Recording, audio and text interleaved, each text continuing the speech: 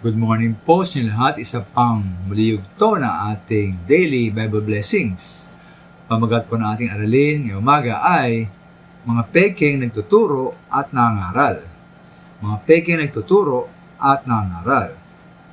Sa dami po ng mga simbahan at reliyon ngayon na may kanya-kanyang nagtuturo, ngayon tayo po yung malito na kung sino ang ating paniniwalaan. Lalo na kung magkakahawig ang kanilang mga sinasabi. Kahit nga po noong panahon ni Pablo, sa Biblia, ay meron ganon. Nakindena po ni Pablo.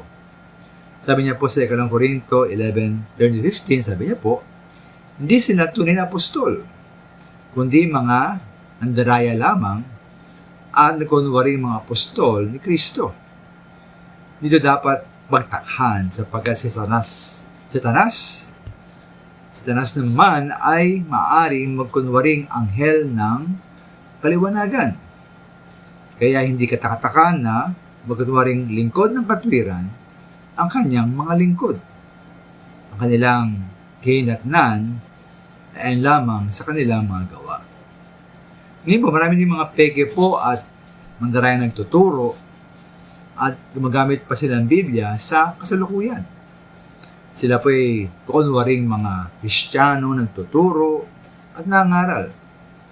At marami silang maakay at makumbinsin mga tao dahil po sila ay mukhang mahusay at kangahanga sa kanilang pagtuturo.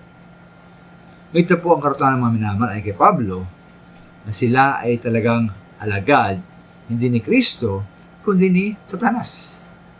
At kung si Satanas po nga ay nag-anyong anghel ng kaliwanagan, ganoon din ang kanyang mga lingkod. Kaya po napalagang mga minamahal, napakalaga na alam natin ang katotohanan na hango sa Biblia at panghawakan po natin na mahigpit upang huwag tayong malinlang. Lagi tayong magbasa ng Biblia at makinig at matuto mula sa turo sa ating iglesia.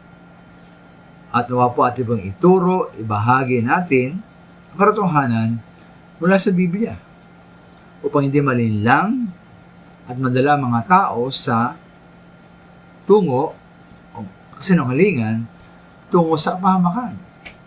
Ito po ang kasinungalingang mga minamahal ang magdala sa mga tao sa tiyak na kapahamakan. Maraming salamat.